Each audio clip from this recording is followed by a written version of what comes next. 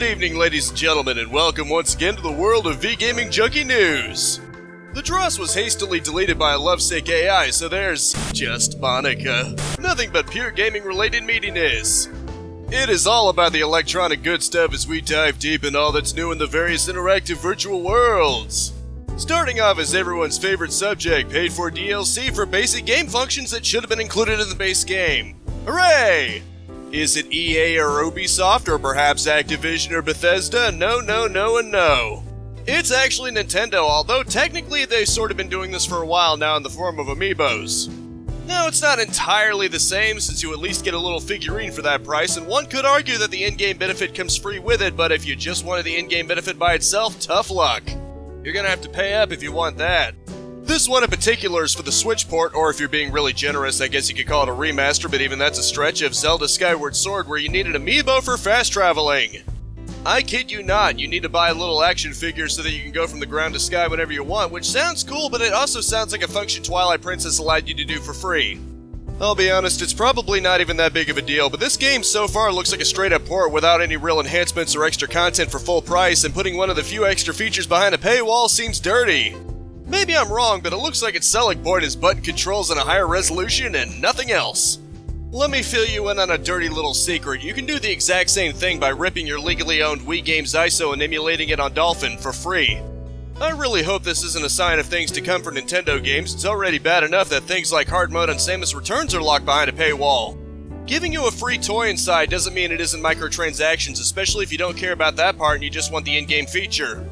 So if you want adult games on eBay, you better get them fast, because the marketplace is apparently following the trend of a so-called platform acting like a publisher. To be precise, it includes games that, and I quote, have a rating of X, XXX, R18, or unrated for an adults-only audience. Now, this doesn't technically apply to the majority of games, since most games are M and below due to the three big companies and retail stores refusing to carry anything spicier, but it's still a form of removal. While I understand the argument that they're private companies and they can do whatever they want, they should still be classified accordingly. A platform implies that within the scope of the law it will be open to more or less all. When you start making moral judgments, you begin to act like a publisher. This is important because a platform provides immunity from legal consequences of content provided by its users. If they're going to reap the benefits of a platform, they probably shouldn't be making personal moral judgments like this. There's always room for compromise, such as a content warning or just not allowing raunchy images of products to be fully displayed. Really though, there's also the possibility that this will lead to worse things being censored and removed, and it's hardly a fallacy when you can demonstrate it happening multiple times in recent history. I still don't get why we can't just have adults-only sections for these. It's hilarious how video rental stores did something right that online stores are still struggling with. Just slap some beads over the entrance and you're good to go. And so Borderlands 3 is getting crossplay with one notable exception. I'm sure all of you are aware of the platform that's been suppressing crossplay due to its creator companies staunchly opposing it because they're kinda money hungry. Yep, I'm talking about the PC. Yeah, as if the PC's the only one that's truly open around here. Let's cut to the chase. I'm obviously referring to the PlayStation version. Yep, Sony appears to be up to their old tricks, at least as of this article's writing on the 27th. Given their exchange with Epic about being compensated for people buying it on PlayStation and buying items in other versions, that sadly doesn't surprise me. Sony seems to be determined to burn all the bridges when it comes to their customers. The question is whether or not said customers are going to take it with a smile or whether they're going to do something about it. After all, the best way to get these companies to actually listen is to deprive them of their precious money. Now, I'm not saying you should definitely boycott Sony, of course, just that you should keep in mind how little they actually care about you when you're pondering a future purchase. Speaking of Sony, if they're not up to their old tricks, it seems they're facing errors. Evidently, many PS3 owners are facing problems just getting their system to go online. It seems this error code is 8002A537, and it's preventing a large number of users from connecting with their system. Sony claims they're looking into the issue, but I'm sure they'd be really happy if you just gave in and purchased a PS4 or PS5 to get around this issue. Okay, I'll admit that was a bit of a low blow on Sony, but they've given me little reason these days to give them any kind of a benefit of a doubt. Hopefully PS3 users that are affected will get their systems back up and running before too long. A reminder for all of us that game systems can and will fail you, you just don't need them, only PC. Don't worry, that was just a joke. Enjoy gaming on whatever system you want. I promise this news isn't completely about me taking cheap shots at the mistakes and misdeeds of companies. Sony's off the hook for now because the next news story is about Ubisoft. Specifically, the CEO's son, Charlie Guillemot, is apparently resigning from the co-head position after working there for over 6 years. Ubisoft has apparently been accused of having a poor working environment, with a head denying such allegations, but there's no telling if that has anything to do with this resignation or not. Guess we'll have to see whatever ventures Charlie plans to pursue after this, whether in the gaming space or something else entirely. I can push aside pessimism for 2 seconds and wish Charlie the best in his future endeavors. Okay, back to full-on cynicism about how everything is going to come to a screeching halt and we're all doomed to collapse in utter misery. Obvious joke aside, let's continue. On a serious matter though, Kentaro Miura has passed away at the age of 54. For those of you not aware, he's the creator of the manga Berserk. It seems he succumbed to acute aortic dissection on the 6th, which is essentially a major blood vessel leading up to his heart tearing. While manga isn't necessarily related to video games, I felt I should bring this up since Berserk was a major inspiration for Dark Souls, a game series I've grown very fond of recently. It really is a tragedy to see someone die so young. I just hope he's resting peacefully and his family and loved ones can find peace in the face of this. I promise, this news video isn't going to be completely melancholy. This next news story is actually a pretty silly one.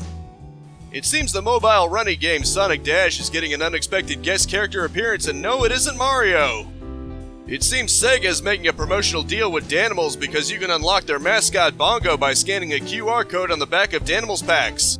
It seems this promotion also potentially unlocks character customizers, Pirate Sonic and Captain Knuckles being the ones brought up in the Game Informer article. I've played Sonic Rush before, but I'm not the biggest fan of mobile run games. Nothing wrong with them, of course, I just barely play them because there's so little time. Still, if you enjoy them and also happen to like Danimals, go for it. So not gonna lie, Bam Margera isn't a name I've really heard from in quite some time.